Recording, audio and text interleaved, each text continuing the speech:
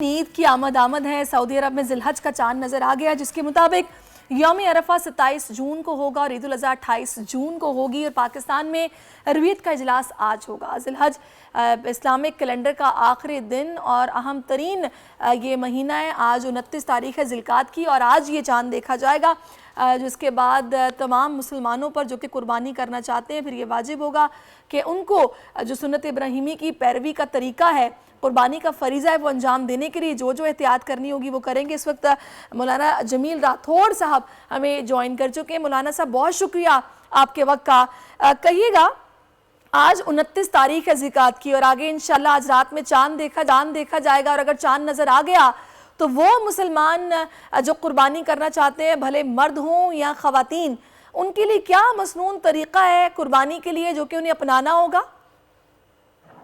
बिस्मिल्लाहिर्रहमानिर्रहीम। सबसे पहले तो आपका शुक्रिया कि आपने दीन की अहमियत को और ईद कुर्बान की अहमियत को मुक़द्दम रखा और मुझे ऑन बोर्ड लिया। मैं आपसे अर्ज़ करना चाहता हूँ कि ये ईद कुर्बान ये इतनी अहम है कि अल्लाह तबारक व तआला के प्यारे हबीब नबी अलैहिस्सलातु वत्तस्लीम ने फरमाया, मा अमिल इब्नु आदम मिन अमलि यौमिन नहरी अहब्बु इलल्लाहि मिन इहराक़ि दम व इन्नहु लयअती यौमल क़ियामति बिक़ुरूनिहा व अशआरिहा व अज़लाफ़िहा व इन्न अद-दमा लयक़उ मिनल्लाहि मकानन क़ब्ल अन यक़अ बिल अर्द फ़तीबु बिहा नफ़्सा औ कमा क़ाल। फरमाया कि इन 3 दिनों में अल्लाह तबारक व तआला को जानवर के खून बहाने से ज़्यादा कोई अमल बनी आदम का इतना महबूब नहीं है। अगर कोई करोड़ों रुपए अल्लाह की राह में खैरात कर दे लेकिन कुर्बानी ज़िबा ना करे तो फरमाया कि अल्लाह को ये अमल मकबूल नहीं है। लिहाजा फरमाया तुम खुश दिली के साथ कुर्बानी करो, इसलिए कि जब तुम कुर्बानी करते हो और उसका खून तेज़ी के साथ रश करता हुआ ज़मीन की तरफ जाता है, इतना क्विक जाता है, फरमाया कि तुम्हारा खून ज़मीन पर बाद में गिरता है, पहले अल्लाह की राह में कबूल मकबूल मंजूर हो जाता है। तो मैं समझता हूँ कि इन 3 दिनों में अल्लाह की रज़ा की खातिर ये करना चाहिए। लेकिन शौमी किस्मत से नए नए गैजेट्स आ गए, सोशल मीडिया आ गया, तो मुझे कभी कभी ये लगता है कि ये शोहरत और हविस के भूखे लोग बजाय इसके कि अल्लाह को राज़ी करें, इस कंपटीशन में लग जाते हैं कि भाई तुमने जानवर कितने का ख़रीदा, मैंने कितने का ख़रीदा, मैंने उतने का ख़रीदा, तुम किस मंडी से लाए। और यही कैफियत मुझे दौरान हज भी लगती है। बदकिस्मती से अल्लाह तबारक व तआला ने तो हर फ़र्क ख़त्म कर दिया, लिबास का, पहनावे का, नमूद नुमाइश का। वहाँ पर भी जाकर सबसे पहले ये सवाल होता है कि आप कौन से होटल में ठहरे।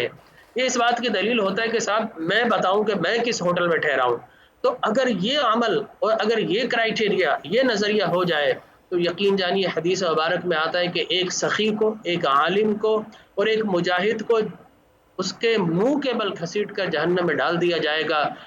मुजाहिद से कहा जाएगा तुमने तो अपनी बहादुरी और अपनी सुरमाई दिखाने के लिए अलामा तुमने साहब, क़िताल बिल्कुल बिल्कुल आपने वजह फरमाया। फिर हम ये भी देखते हैं कि जब भी ईद कुर्बान आती है, हर साल से अगर तकाबुल किया जाए तो हम ये शिकवा करते लोगों को देखते हैं कि इस साल तो रेट उससे भी ज़्यादा है, आग लगी हुई है मंडी में।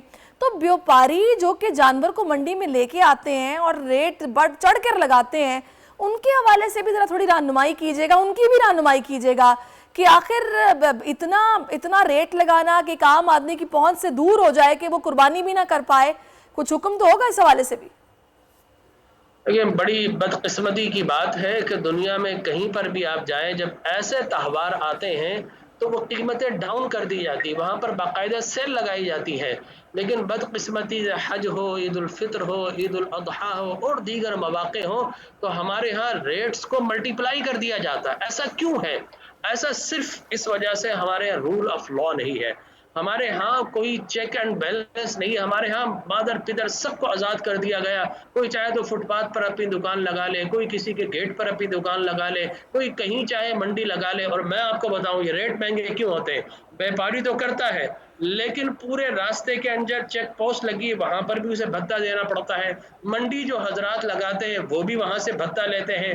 पानी उन्हें नहीं दिया जाता, पानी के भी महंगे दामों उन्हें खरीदना पड़ता है। और फिर अगर जानवर कोई ले ले तो जैसे ही नाका आता है, गाड़ी आती है, नाके पर उसे भत्ता देना पड़ता है। तो मैं ये समझता हूँ कि ये सारा अमल वो है जो मकरू अमल है, वो हराम अमल है। जब तक हम हराम से बाज नहीं आएंगे, रूल ऑफ लॉ जब तक हम नाफिज नहीं करेंगे, बदकिस्मती से इसका सारा बर्डन अगर कहीं जाता है تو جو بھی جس وقت کی حکومت ہے اس پر جاتا ہے، ہم جب تک اپنے مذہبی تہواروں کو چیک اینڈ بیلنس نہیں کریں گے، لوگوں کو فیسیلیٹیٹ نہیں کریں گے، یہ فسطائیت، یہ وحشت، یہ دہشت اور یہ غنڈہ گردی کا راج چلتا رہے صحیح. گا. تو علامہ صاحب میں چاہ رہی ہوں کہ یہ جو 10 دن ہیں انشاءاللہ آج رات کو چاند نظر اگر آ جاتا ہے تو یہ ذی الحج کے جو 10 روز ہیں ان کی فضیلت کے حوالے سے عوام کو آگاہ کیجیے گا. جی ہاں بالکل. دیکھیں یہ 10 روز جو ہیں، یہ 10 راتیں ہیں، ان کو بڑا مقدس قرآن مجید میں بیان کیا گیا، اور خاص طور پر ایام تشریق جو کہ عید الاضحیٰ یوم عرفہ سے شروع ہو کر، اگر یوم عرفہ وہاں پر ہے اسے ایک رات پہلے وہاں پر، اور یہاں پر اگر ہم کریں تو یوم نحر جو عید الاضحیٰ کا خاص دن ہے اس سے ایک دن پہلے ایام تشریق شروع ہو جاتے ہیں، جس میں ہم باقاعدہ تسبیحات پڑھتے ہیں، اللہ اکبر اللہ اکبر، ٹھیک ہے نا. وہ ساری تسبیحات دراصل ایام تشریق ان راتوں کی بڑی فضیلت قرار دیا گیا ہے، اور کہا گیا کہ اگر ان 3 راتوں میں اگر کوئی جاگ کر اللہ کی عبادت کرے تو اللہ تبارک و تعالی اسے جہنم کی آگ سے بری کر دیتا ہے. تو ان دنوں کو اللہ تبارک و تعالی نے اپنا دن، ان راتوں کو اپنی راتیں قرار دیا، اور پھر جانور کی قربانی کو خاص طور پر کہا گیا بل بدن جعلناها لکم من شعائر اللہ، یہ جو جانور تم ذبح کرتے ہو یہ اللہ کی پہچان ہے، اللہ کی نشانی ہے. کیوں؟ اس لیے کہ یہ جانور اس واقعے کوئی یاد کے اندر ہم ذبح کرتے ہیں جب ابراہیم علیہ السلام نے اللہ کی رضا کی خاطر اپنے پہلے بیٹے حضرت اسماعیل علیہ السلام کے نرخرے پہ چھری چلا دی، انہوں نے تو کام تمام کر دیا، اللہ نے بچا لیا، اور غلامان مصطفیٰ پر قربانی کو واجب کر دیا کہ تم بچوں کو ذبح نہیں کرو گے لیکن اللہ کی رضا کی خاطر جانوروں کو ذبح کرو گے اور اس کا گوشت کھاؤ گے. اب یہاں پر ایک اور اہم بات میں اپنے ناظرین کے لیے بتا دوں، ایسا بھی نہیں ہونا چاہیے کہ آپ یہ دیکھیے کہ آپ مارکیٹ میں جائیں، الیکٹرانک مارکیٹس کے اندر تو پورے روڈ کے اوپر ڈیپ فریزر لگے ہوں گے. میں نے کبھی کبھی ان سے پوچھا کہ بھائی یہ بتائیے اتنا ڈیپ فریزر یہ کیوں ہے؟ کہا کہ عید قربان آ رہی ہے، لوگوں کو گوشت ان ڈیپ فریزر میں رکھنا ہے، لہٰذا یہ سیزن ڈیپ فریزر کا ہوتا ہے. تو میں کہوں گا اپنے سارے مسلمان بھائیوں سے کہ سارا گوشت ڈیپ فریزر کی نظر نہ کریں. قرآن نے بالکل کہا ہے بالکل آپ نے صحیح کہا علامہ صاحب، ڈیپ فریزر بھر لیے جاتے ہیں، غریبوں میں کم بانٹا جاتا ہے، اپنا آگے کا سٹاک پہلے اکٹھا کر لیا جاتا ہے جو کہ نہیں ہونا چاہیے. اس میں علامہ صاحب ایک چیز اور بھی ہے، میں چاہوں گی آپ بتائے گا کہ قربانی کس کس پر واجب ہے، کون کون کر سکتا ہے، اور ظاہر ہے آج کل تو خواتین بھی مردوں سے پیچھے نہیں ہیں، اگر شوہر کما رہا ہے تو بیوی بھی کما رہی ہے، تو کیا دونوں قربانی ان پر دونوں پر واجب ہے، اپنا اپنا جانور لائیں گے، کس طرح کریں گے، تھوڑا رہنمائی کیجیے گا. جی ہاں بالکل. میں اپنی وہ آخری بات کمپلیٹ کر دوں پھر آپ کے سوال کی طرف آؤ. دیکھ قربانی کے جانور کے سنت طریقہ 3 حصے کیجئے، ایک حصہ اپنے لیے، ایک حصہ اپنے اعزاء اقریبا کے لیے، اور ایک حصہ وہ قانے جو مانگتا نہیں ہے، آپ کا رشتہ دار ہے، آپ کا پڑوسی ہے جو ہاتھ نہیں پھیلاتا لیکن اس کے پیٹ پر اگر پتھر بندھے ہیں تو آج کے دن جائیے ان کے پیٹ کے پتھر ہٹائیے، اور ان کے منہ میں بھی جب ذائقہ آئے گا گوشت کا، وہ جو دعا نکلے گی یقیناً قربانی قبول ہوگی. اب میں آپ کے سوال کی طرف آتا ہوں کہ دیکھیے کہ قربانی ہر صاحب نصاب، ایک تو زکوٰۃ کا نصاب ہوتا ہے، ایک فطرے کا جو ہم عید الفطر میں دیتے ہیں 3 دن، اگر کسی کے پاس 52 تولہ چاندی جتنی رقم آ گئی ہے تو ایسی صورت میں قربانی ہر مرد اور عورت پر واجب ہو گئی. یہ یاد رکھ لیجئے، ہمارے ہاں نابالغ پر قربانی نہیں ہے، لیکن بلوغت پہنچنے کے بعد اگر کسی کے پاس ان 3 دنوں میں اتنا مال ہے جو کہ زکوٰۃ کے معیار کے اوپر، زکوٰۃ میں تو پورا سال گزرنا شرط، اس میں پورا سال نہیں، ان 3 دنوں میں اگر کسی کے پاس مال آ گیا، چاہے وہ مرد ہو، چاہے وہ عورت ہو، چاہے وہ بچہ جو کہ اپنا کام کاج کرتا ہے یا اس کے پاس باپ کی پراپرٹی موجود ہے، وہ بالغ ہو چکا ہے، وہ بھی صاحب نصاب ہے. اگر مسافر نہیں ہے، مسلمان ہے، کلمہ گو ہے، بالغ ہے، اور مال اگر اس کے پاس اتنا ہے، چاہے وہ مرد ہو عورت ہو. ہمارے یہاں کیا جاتا ہے، ایک شخص جاتا ہے اور کہتا ہے کہ جناب میں نے ایک گائے لے لی ہے، اور بغیر بتائے سب کی جانب سے قربانی کر دیتا ہے. یہاں پر یہ بھی بتاؤں کہ سب کو بتانا ضروری ہے، ان کی انٹینشن لینا ضروری ہے، ان کی باقاعدہ اجازت لینا ضروری ہے. وہ کہے کہ ہاں ہماری قربانی آپ کر دیجئے، آپ کو وکیل بنایا ہے. اب وہ چاہے کہے کہ جناب میرے پاس اتنا مال ہے میں کر دوں، اور وہ اجازت دے دے، تو ایسی صورت میں چونکہ جو ہیڈ آف فیملی اس کا مال سب کا مال ہوتا ہے، تو ایسی صورت میں تو قربانی ہو جائے گی. لیکن بغیر بتائے اگر کسی کے نام سے قربانی کر دی وہ نفلی قربانی کہلائے گی.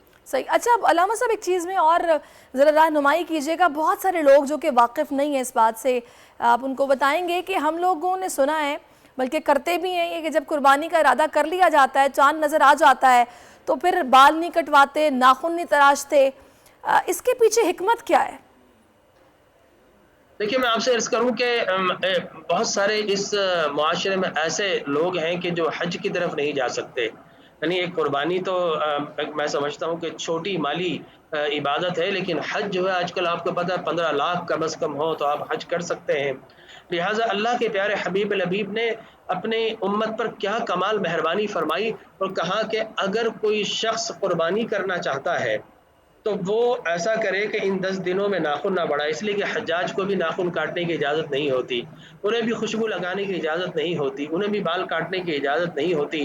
لہٰذا ان 10 دنوں میں اگر کوئی مسلمان قربانی کر رہا ہے اور وہ انہی کی طرح نہ ناخن کاٹے نہ بال کاٹے, تو وہ ثواب جو اللہ حجاج کو عطا فرما رہا ہے, اللہ سے کم, اللہ کی رحمت سے کیا عجب ہے کہ وہی ثواب اللہ تبارک و تعالیٰ قربانی کرنے والے وہ جو بال نہیں کاٹتے ویسا ہی ثواب اللہ ان کو بھی عطا فرما دے. میئر کراچی کے انتخاب کی جنگ, بول نے پھر چھوڑ دیا سب کو پیچھے. اس وقت مرتضی وہاب منتخب ہو گئے ہیں میئر کراچی, یہ اعلان کر دیا گیا ہے باقاعدہ طور پر. اب صحافتی روایت رکھی برقرار, بول نے دکھائی سب سے بڑی ٹرانسمیشن. اور یہ حقیقت تھا, میں نے آپ کو کہا کہ نمبر گیم میں جماعت اسلامی کے پاس نمبر پورے نہیں ہے. لمحہ بلمحہ کی صورتحال سے کیا باخبر عوام کو. رینجرز کے اہلکار اور پولیس کے اہلکار ہیں وہ ہائی الرٹ ہیں, اور وہ اس بات کی کوشش کر رہے ہیں کہ اب کوئی ناخوشگوار واقعہ جو ہے وہ رونما نہ ہو سکے. کیونکہ بول ہے سب سے پہلے سب سے آگے. سبسکرائب کریں اور بیل دبائیں تاکہ کوئی خبر رہ نہ جائے.